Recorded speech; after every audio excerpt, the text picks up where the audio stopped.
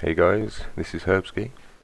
I thought I'd just start off by doing a mini series on about progressing or helping you get better at the game in general.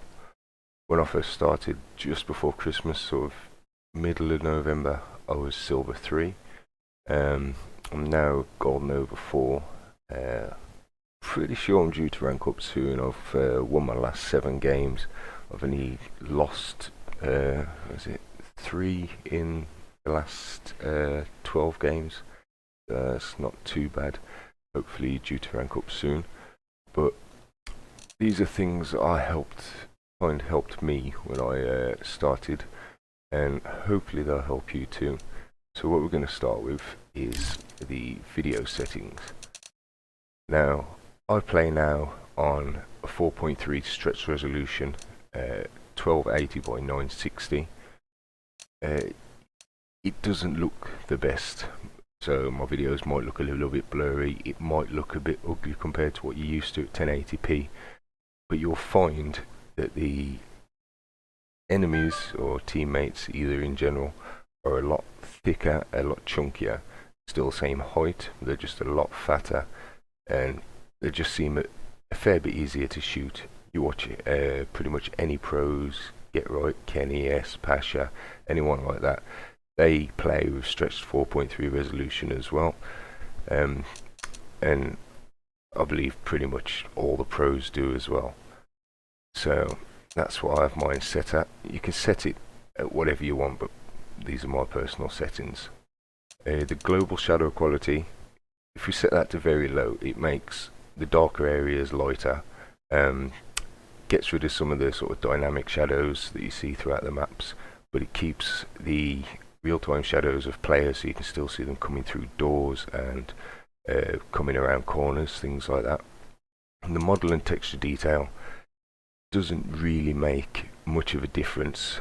I have mine set to high because, to be fair, I spend a lot of money on skins and I like to see them when they're up close. But if you go into a game and switch between high, low, you'll see there's virtually no difference. Main one possibly being is in the foliage on the maps. You'll see gaps through the leaves on some of the bushes, like on Inferno, looking down into Banana from B-Spawn. You'll see little gaps when it's on high. When it's on low, there might not be many gaps to see through, but you can see through them perfectly fine anyway. The effect detail, this, if you go into NVIDIA, it tells you a little bit about the settings. The effect details it mainly shows you is the dust spray and things when bullets hit, especially like on Dust 2, things like that. When the bullets hit the floor or grenades, it's mainly sort of like little particle effects. But again, this doesn't really make much of a difference. Shader detail, this comes into play when maps like Aztec, you got rain, you got the sort of puddled out lake under the bottom of the walkways.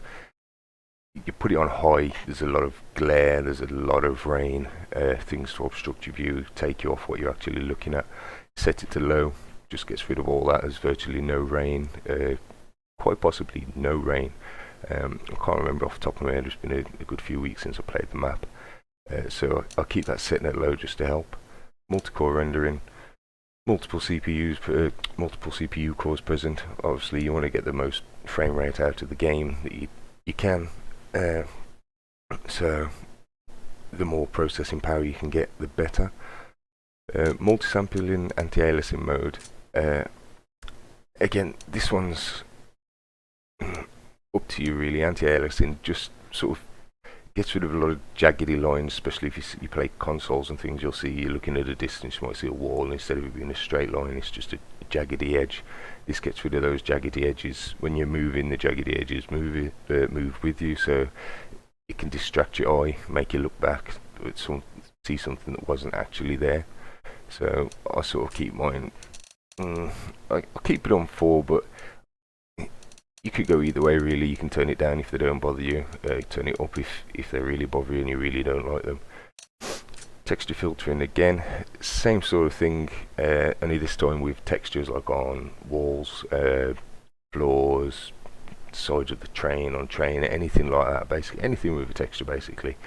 I'll keep mine at bilinear just because that's what I've always had it set at, and I've never really noticed much difference between all of them, so if it's not broke, don't fix it. Again, more anti-aliasing. You want that enabled, so obviously anti-aliasing works. VSync in this game, you want as many frames per second as you can get.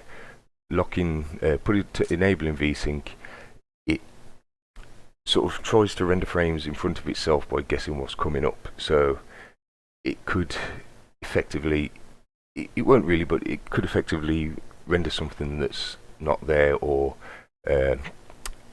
render something that is there, but it won't display it on time because it could be behind. It also locks your frame rate to 60 frames per second, so best to have it disabled. And motion blur, it's horrible. You don't want motion blur, especially a fast-paced game like this. You turn around, everything blurs, looks like you're a little bit drunk, a little bit tipsy. You don't want anything like that. Okay, so this is my settings. Take note of them if you like. Don't have to listen to what I say, but these are my personal settings and I find they help. Obviously, if you've changed them now, just click apply. Ta-da, you're done. Okay, next setting I want to go to is audio settings.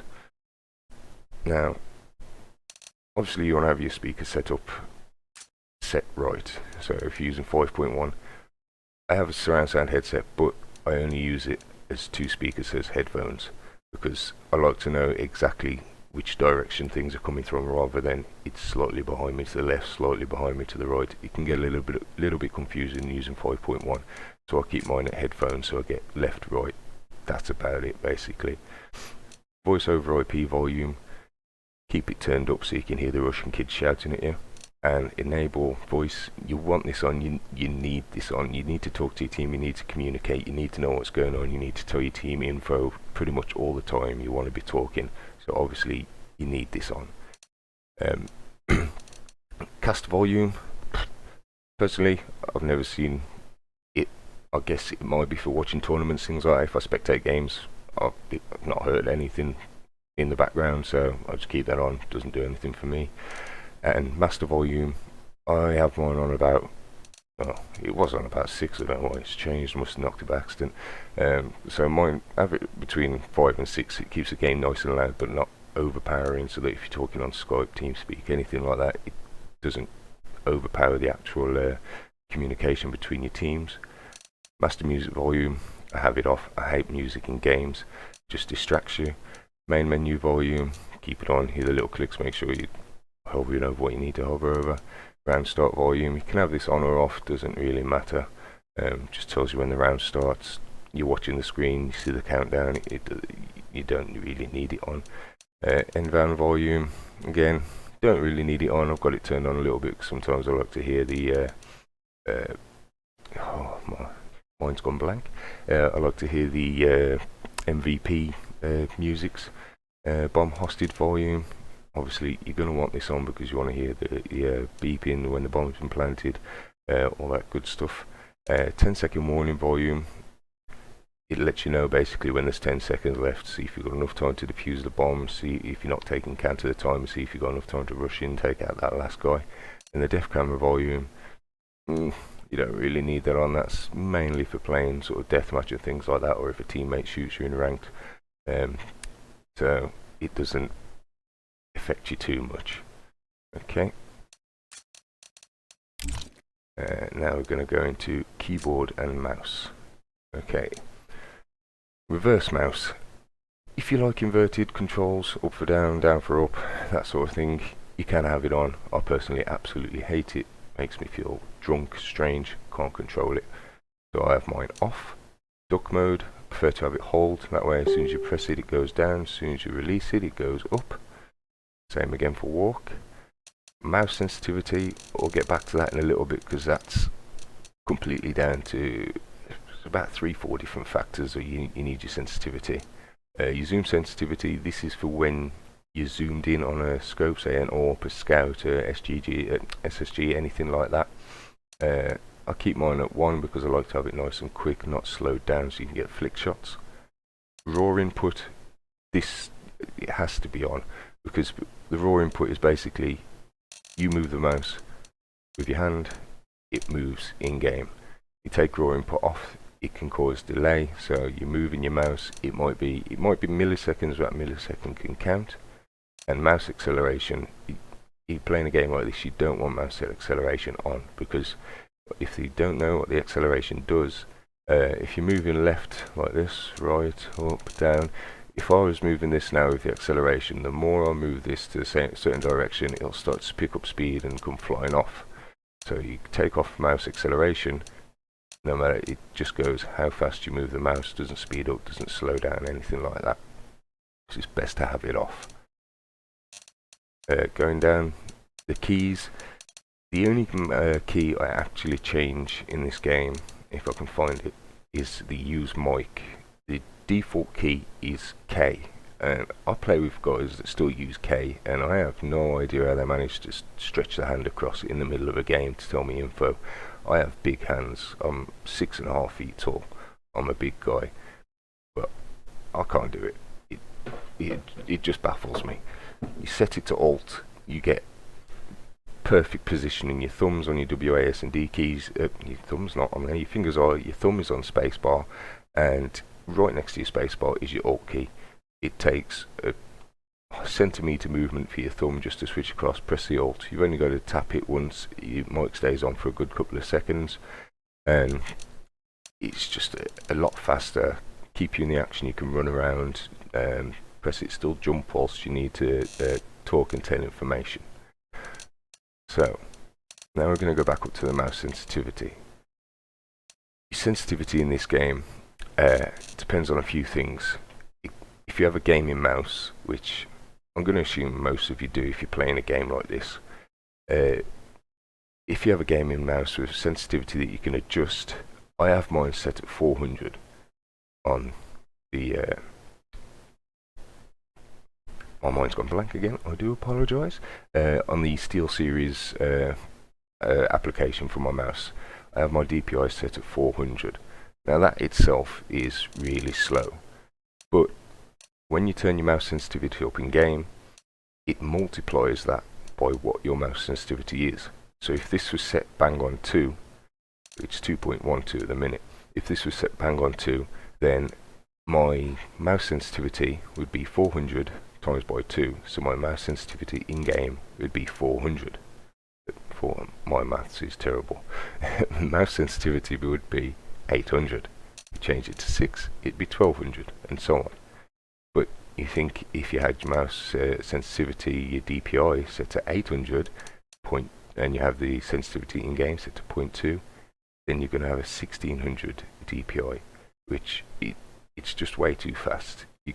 It's okay if somebody comes up behind you, you can get a quick 180 and possibly drop them, but you're trying to shoot somebody over a big distance, like say Lung on Dust 2, you're sitting on a bomb site there down by Pit. At a distance like that, a small movement is a big movement. Slowing down your aimer helps you, or your aiming helps you a lot with making those Lung pick shots, especially when using pistols first round and you mainly want to go for headshots. You want to have nice, slow, smooth aim so you can keep it head high, follow them as they're moving. It just helps a lot. So again, one last thing that determines your sensitivity is your resolution of the screen. So this for me is perfect because I play at the 1280 by 960. But if I turn this up to 1080p, it's going to make my mouse move a lot slower because there's a lot more pixels to cover across the screen. So you might, if you do stick it to 1080p, you might need to turn it up just to help with the sort of sluggishness feeling. Now this is me moving my mouse relatively fast in the 400 DPI setting. Now if I change it to my 800 DPI setting, I'm barely moving that, and it's flying across. So if I was to do big movements with it, like I would playing in game trying to turn, you can see how much faster that moves compared to big movements with 400 dpi. Those are about the same size movements. You can see the distance it covers. So controller, don't mess with that setting. Keyboard and mouse is all done. Game settings. Now, enable game instructor messages. I turn them off, but they can be a big help. If you turn these on when you're in game, when the bomb's been planted especially, and you need to defuse it, it'll tell you when you get close enough exactly where the bomb's been planted. Say they've smoked out A spawn on dust 2, and they've put the smoke down on top of the bomb. You're going to run in, just pressing E till you can see if you can get the defuse coming up. If you've got these turned on, it'll show you exactly where the bomb is. You know where it is. You haven't got to run around and guess. I turn them off because they annoy me, and with a good headset you can tell if the bomb's to the left or the right of you, so it's not too difficult to find out. Enable developer console. You want this on, and I'll go into another few tutorials about what this is good for. So for now, just turn it on. Crosshair style. I prefer classic static if you're not going to change a crosshair. I've got a personalized crosshair that I used, and I'll go into another video with that, with the aiming sort of tutorials, crosshair tutorials and things like that. It's a really good map you can get from the workshop, but again I'll go into that on a new video. Your HUD scale, this can help because it gets rid of a lot of clutter on the screen. You turn it down, you'll have a lot of a smaller HUD, but it'll also drop down the size of your map in the corner as well. So I like to keep mine sort of in the middle. And the alpha is basically the opacity of it. So if you've got it turned all the way up, the images like your guns and your bombs, grenades and things like that, they'll be solid colour. You turn it down, they'll be slightly more see-through. I prefer to have mine relatively easy to see, so I can just quickly see which grenade I'm switching to or which slot my grenade's in. And the next one is the HUD bomb position. You can select it to show you the bomb under your radar. So there's been rounds personally where I've had the bomb and not really realised, because I had it set to show an inventory only, so it only showed down in my inventory. If you set it to under the radar, it's always there in your vision when you're looking up at the radar, which you should be doing all the time, every few seconds. A scoreboard, I have mine at the top of the screen because I'm basically looking there a lot because of the map, so I don't have to look up and look down to see the scoreboard. And the scoreboard style, I have it to show the avatars rather than the player count, because you can usually tell in a game, say if one guy's been AWP in the last 4 rounds and there's only one guy left, you can usually tell by his avatar which player it is, so you can sort of gauge what they're going to be playing, what play style they're going to be using, if he's going to have an AWP, if he's going to be a guy that's been playing SMG for the last 5 rounds, things like that. So I have mine set to avatars. Your team options, this is where you do clan tags. I personally only found this out about 2 weeks ago. You can select your clan tag basically from any of the groups that you're joined in on Steam, and you can set it to show whether you see the clan tags when you die, blah blah blah. This is all spectator stuff, so this isn't really anything to do with helping you playing the game. And again, the radar HUD size, you can lower this, higher this. I have mine not too big, but it's just under the center. And the zoom, I have mine just under center again, because what the zoom does is it zooms in on the actual map. If you zoom it in high, it'll just show a small area around yourself. If you take it down, it'll show more of an aerial view of the map, so you can see what's coming a lot more around you. And again, the last one is the toggle shape with scoreboard. This is really useful because when you press tab, if it's set to yes, the scoreboard will show up along with the map in full on the left side of the scoreboard. So if there's action going on the other side of the map, the team aren't calling it out because they're not using the mics, or you can't understand it because they're in a foreign language to you. You can press tab, see exactly what's going on in the map, let go of it, go running off and do what you need to do. So those are my settings. Feel free to use them if you need to. If you don't want to use them, no problems. Just trying to do tips, trying to help you progress.